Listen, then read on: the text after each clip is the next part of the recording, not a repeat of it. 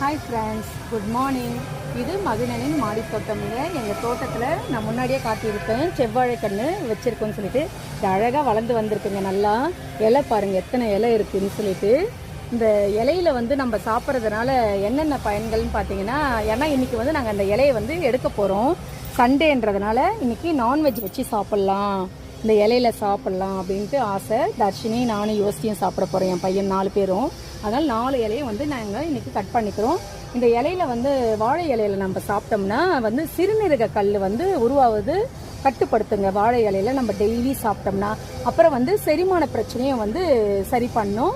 பித்தம் இருக்கிறவங்கலாம் வாழை இலையில டெய்லி சாப்பிட்டோம்னா அந்த பித்தத்தை போக்கி மந்தத்தை சரி பண்ணுங்க.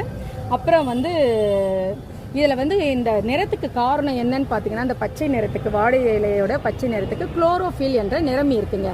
அதுதான் இந்த நிறமி இந்த பச்சையாக இருக்கிறதுக்கு காரணம் ஃப்ரெண்ட்ஸ்.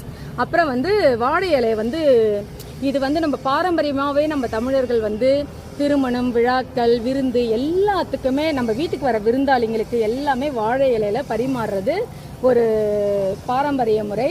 அது எதனாலன்னு கேட்டிங்கன்னா, இவ்வளவும் இதில் சத்து இருக்குங்க. உடம்புக்கு நம்ம இதில் சாப்பிட்றதுனால எலும்புலாம் பலப்படுங்க. எலும்பு சத்து, அதாவது எலும்புக்கு நிறைய சத்து கிடைக்கும். அதனால தான் நம்ம பாரம்பரியமாக யார் நம்ம வீட்டுக்கு விருந்தாளிங்க வந்தாலும் வாழை இலையில நம்ம பரிமாறுறோம் ஃப்ரெண்ட்ஸ். இதனோட பயன்பாடுகள் இதுதான். இப்போ நாங்கள் எங்கள் வீட்டுக்கு இன்றைக்கி 4 இலை கட் பண்ணிக்கிறோம். ஏன்னா இன்றைக்கி நாங்கள் சிக்கன் கிரேவி வச்சு ஃபிஷ் ஃப்ரை பண்ணி வாழை இலையில நாங்கள் இன்றைக்கி சாப்பிட போகிறோம். ஓகே ஃப்ரெண்ட்ஸ், எங்களோட வீடியோ உங்களுக்கு பிடிச்சிருந்தா லைக் பண்ணுங்கள், ஷேர் பண்ணுங்கள், கமெண்ட் பண்ணுங்கள், மறக்காமல் சப்ஸ்கிரைப் பண்ணுங்கள். பாய்.